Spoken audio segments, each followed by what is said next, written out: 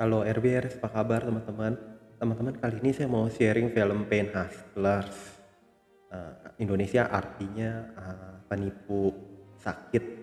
Jadi ini tentang perusahaan obat yang telah mau kolaps, yang telah mau bangkrut, yang telah mau tutup karena penjualannya terus menurun, dan dia itu lebih hanya yang saya lihat nih, lebih hanya mengandalkan satu obat, apa ya, Lovan apa,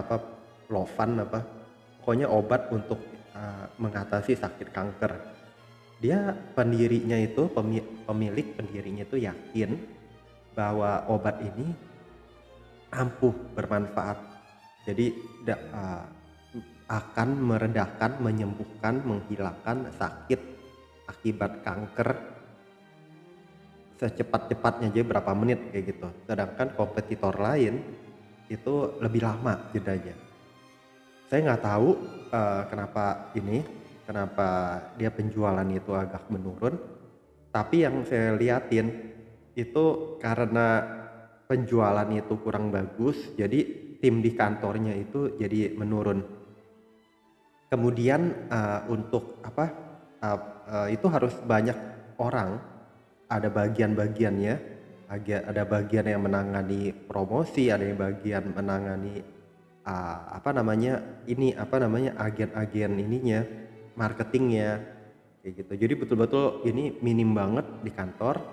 Udah gitu ada chief-chiefnya itu kan, ada chief operation officer, ada chief executive officer, ada chief finance officer, kayak gitu-gitulah ya. Ada yang satunya itu juga nentang, maunya itu semua pakai prosedur. Sedangkan lagi di masa sulit itu, prosedur itu nggak terlalu bisa dijalankan secara penuh karena toh perusahaan akan tutup kayak gitu. Nah, akhirnya ada apa, betul-betul seorang wanita yang betul-betul butuh uang, dia itu dan tangguh, dan dia itu positifnya itu nggak asal nyerahin badannya. Pada perempuan cantik kayak gitu, nggak asal nyerahin tubuhnya, badannya untuk eh, mendapatkan sesuatu, uang gampang kayak gitu. Itu dia mau uang, cuman dia cari uang yang lebih besar. Jadi dia kalau saat mendengar peluang kayak gitu, saat mendengar peluang bagus, dia akan betul-betul ini, mau tahu, kemudian mau coba kalau emang dia bisa kayak gitu.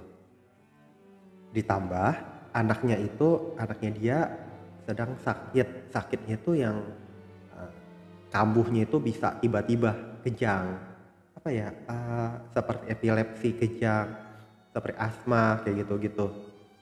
Dan itu kalau kejang itu udah ini bikin orang takut, bikin orang kaget. Lagian kalau kejang itu kan bisa ini ya, bisa mati pembuluh darah otak segala kalau orang kejang. Nah itu jadi dia tukar otak gimana, dan keluarganya bukan keluarga kaya. Wanita ini, dia waktu itu numpang sama kakaknya, dan ada selek, kakaknya sampai ngomong, udah kamu pergi aja kayak gitu, ini rumah saya kayak gitu. Jadi kakaknya juga butuh uang, karena kalau bukan dia yang ini, dia nggak nempatin di situ misalnya, dia bisa nyewain ke properti ke orang lain kan, dia dapat uang kayak gitu-gitu. Udah gitu kalau ada masalah apa kan di keluarga itu, kalau jelek ya ribut nggak enak juga. Nah, kemudian ibunya masih di tempat kakaknya itu. Kemudian karena dia nggak berkenan, dan dia orangnya mandiri kayak gitu, kalau nggak mau pamrih, nggak mau dibelas kasihan sama orang. Nah, akhirnya dia jalan cari tempat tinggal lain, rental gitu. Di situ dia ketemu orang-orang baru, ketemu orang yang ngajak anaknya bermain. Nanti tetangga barunya itu akan menjadi salah satu korban meninggal karena salah preskripsi resep dokter. Karena dokter itu kan digambarkan di film itu adalah entertainmentnya. Jadi dokter itu dengan di entertainment dia jadi suka sama perusahaan tersebut. Kemudian ada komisi besar kayak gitu untuk dokter, dan itu semua harus ada aturannya. Nah ini banyak yang dilanggar. Ya kalau misalnya nggak sampai menjurus gimana gitu, reward hadiahnya itu digambarkan di film, jadinya itu ya saingan sama perusahaan-perusahaan lain, kemudian komisi besar, kemudian ini ada etik. Misalkan obat ini peruntukannya apa yang telah dikeluarkan oleh di Amerika nih FDA, Food Drug Administration, nggak boleh nanti buat yang eh, apa namanya buat keluhan lain. Misalnya ini untuk kanker, nggak boleh untuk keluhan lain. Nah karena ini mau dongkrak penjualan, bos besarnya itu pemilik perusahaan itu bilang nggak apa-apa, kasih aja ini. Nah itu kan serakah greedy, nanti akhirnya sampai perusahaannya juga, saya nggak tahu perusahaannya lanjut apa enggak, tapi bosnya aja dituntut sekitar 5 tahun sekian. Kelihatannya ini filmnya itu ada realnya ya. Saya nggak baca dia betul-betul tulis real, cuman ada cuplikan-cuplikan penangkapan di tahun sekian kayak gitu di akhir film. Jadi ini biasanya kalau yang film-film seperti ini itu dari cerita real, dari cerita nyata teman-teman. Jadi kita jangan greedy. Udah gitu oke, lanjut tadi dia udah pindah, dia kenalan baru sama tetangga baru, dan oke kenalan baik, obat dikasih selimut apa, tapi nanti akan nangis banget itu tahu meninggal karena resepnya itu, obatnya itu hanya memberi kesembuhan, memberi semangat kan. Teman-teman kalau menurut saya obat itu sebagai sarana penyembuhan, sarana itu, tapi bukan bukan karena obat itu bisa nyembuhin bagaimana kalau menurut saya, cuman membantu, membantu. Cuman kalau nanti dipakai jadi rutin, jadi ketagihannya kemudian salah resep kayak gitu, itu yang berabe.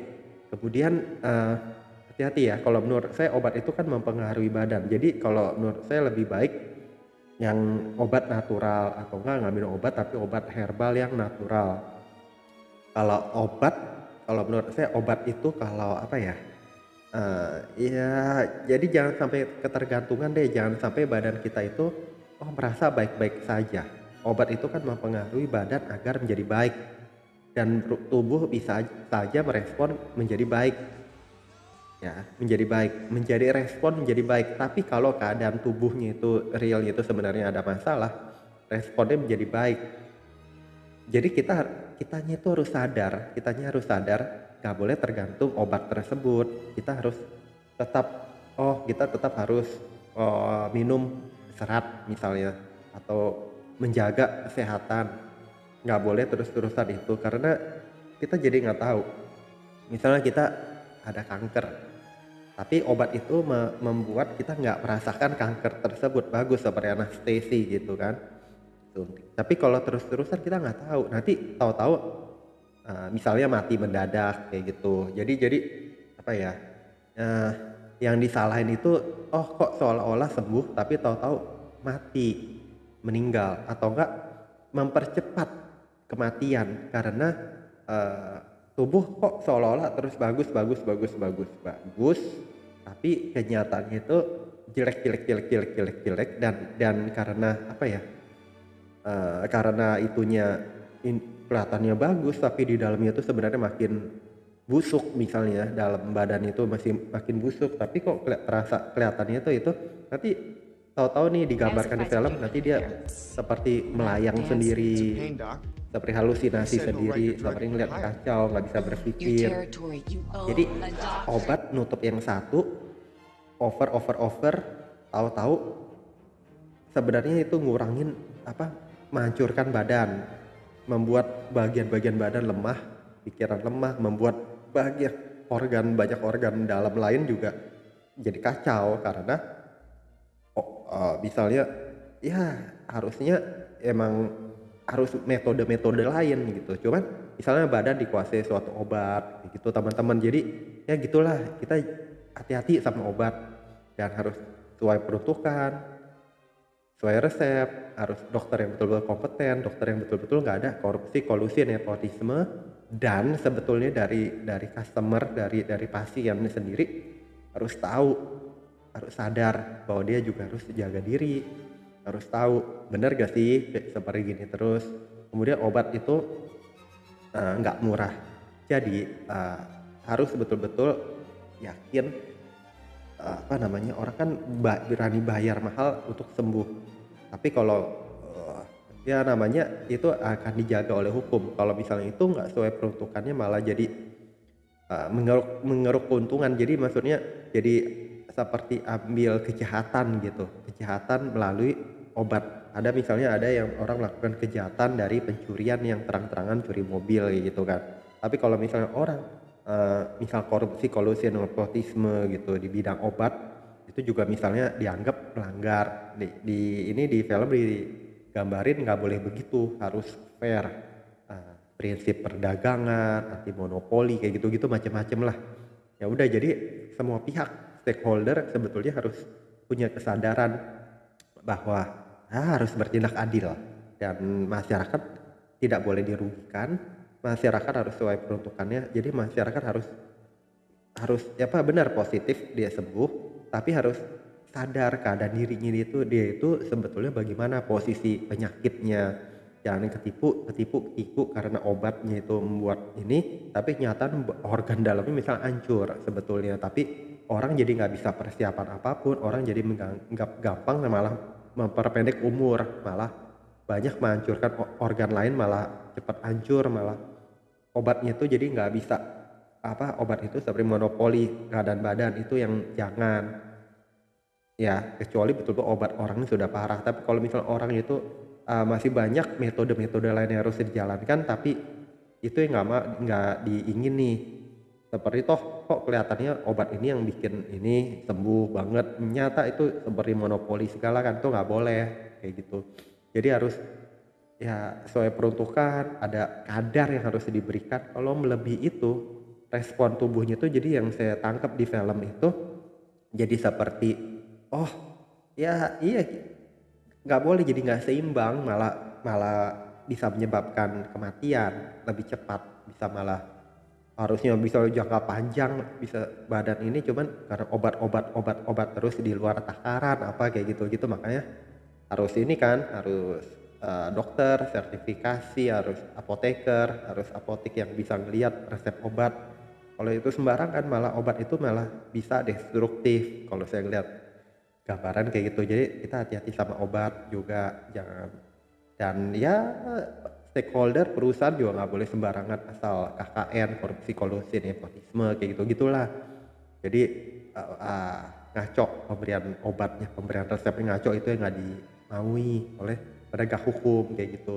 Dan, dari sisi pelanggan pasti pasien juga harus sadar bahwa dia harus bisa jaga dirinya dia sendiri juga, pakai akal sehat. Ini benar gak sih terus kayak begini obatnya, apa cari alternatif lain, karena dia dengan demikian dia mengalami nyeri lain, mengalami masalah lain. Jadi harusnya memeriksa juga ke bagian lain, ke dokter lain mungkin kayak gitu. Jadi kita harus sadar atau enggak harus, aware, sadar kesehatan, peta tubuh kita sendiri juga kayak gitu teman-teman.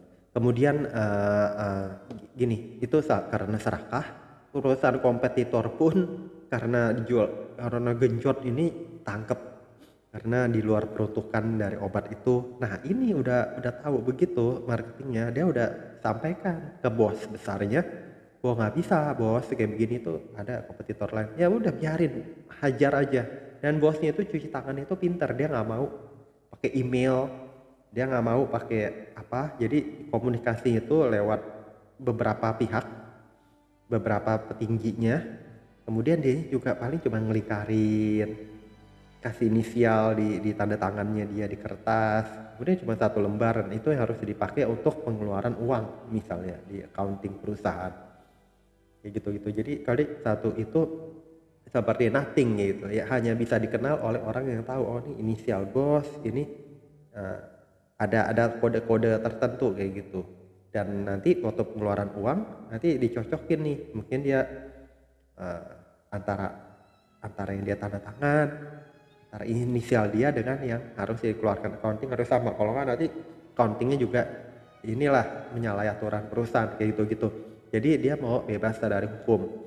Kemudian ya udah kayak gitu-gitu. Tapi nanti ini marketingnya itu salah satu marketing yang sadar, dia laporkan karena ada koleganya temennya yang meninggal segala dan dia ngelihat ada keluhan, jadi betul-betul sebenarnya ada tulusnya juga, tapi dia betul-betul butuh uang dari awalnya itu sehingga dia bisa tuh dapat keuntungan besar, dia naik-naik perusahaan, naik-naik kedudukan di perusahaan sampai ya udah ada momen anaknya itu dia dapat cobaan lagi, anaknya tetap harus eee, dia mau yang terbaik, akhirnya harus operasi yang tidak ditanggung asuransi pemerintah kayak gitu, dan itu membutuhkan uang banyak sehingga dia tetap ada kekurangan uang.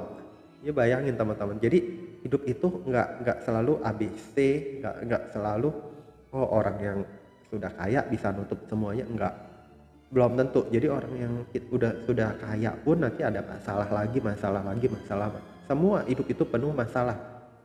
Nggak selalu orang yang uangnya pas-pasan, nggak selalu waktu dia susah dia kekurangan uang, tapi waktu dia kaya nanti dia akan kekurangan uang juga. Waktu dia pas-pasan nanti anaknya akan membaik, tapi nanti waktu dia kaya udah itu banyak masalah, diterpa masalah, udah itu keluarga ya, kolega temennya nanti ada yang sakit, ada apa, eee nanti ya dia ya udah masalah lagi kayak gitu, anaknya udah keadaan pikir dengan obat terbaik, obat paling bagus, ternyata kejang lagi, pingsan lagi, dan harus nanti penyakit di otak mungkin membesar, macem-macem lah. Jadi itu teman-teman, kita harus selalu sadar diri bahwa hidup itu sebenarnya ya hanya titipan, hanya sementara, hanya seperti debu permainan yang lagi dimainkan oleh, ya, kita dikasih kesempatan yang baik dalam kehidupan kayak gitu. Udah, akhirnya si bosnya itu kan balik lagi nggak bisa tembus ini kesalahannya. Dia ingat-ingat kemarin dulu dia ada hire mamanya, dan mamanya dia nggak tahu kalau itu adalah si bosnya itu nggak tahu bahwa itu adalah mamanya sudah menua tapi bisa mikat, tidur bareng segala, dan akhirnya sama si bosnya itu sampai bosnya itu ada email sama mamanya, dan itu dijadikan bukti karena ada komunikasi komunikasi mengenai ini transaksi obat yang komisi ke ini, ke nggak wajar ke stakeholder, misalnya ke dokter, ke ke dokter, ke klinik-klinik kayak gitu. Jadi ada namanya seperti sogokan yang nggak wajar kayak gitu, yang nggak dibolehin pemerintah, di luar kewajaran, di luar kepatutan. Ya udah saya nggak tahu, tapi taunya gitu, dan itu jadi bukti ke FBI juga gitu teman-teman. Udah akhirnya si Big Boss-nya juga ditangkap, jatuhin hukuman paling lama, tapi lama-lama juga kayaknya 5 tahunnya sekian, 60 bulannya sekian gitu teman-teman. Yeah, Phoebe's safe, Dan so dia pun akhirnya yang lapor ini, wanita yang cantik ini, Emily Blunt pemainnya, who's such a juga crappy rep. dibilang He hakim needs a oke, karena kan dia sudah dibilang sama penegak hukum atas nama pemerintah, penegak hukum Amerika, pemerintah Amerika, dia merekomendasikan agar dia tidak dikenakan hukuman penjara gitu kan. Nah, tapi dari hakim bilang tetap, karena walaupun kamu telah bekerja sama, tapi tetap yang namanya hukuman karena perbuatan yang telah diperbuat harus tetap ditanggung. Akhirnya dia dipenjara juga 1 tahun 6 bulan kayak gitu gambarannya, dipotong-potong inilah macam-macam kali ya, dia cepet jadi setahun dia masih bisa lewat, dan dia nembus kesalahannya kayak gitu teman-teman. Ya udah, jadi itu aja inti filmnya itu, kita apa ya, ya kita oke, kita harus tahu batasan, mau kita posisinya makin tinggi makin hebat, tapi kalau nanti ada yang menyalahi aturan, lebih baik kita mundur. Dan ingat itu yang saya nangkep, kita setelah berbuat kesalahan saat menjabat, ya seposisi bagus apapun kita, kalau kita betul-betul ada bekas ya kita melakukan kejahatan dan melanggar hukum, bisa aja nanti kita kena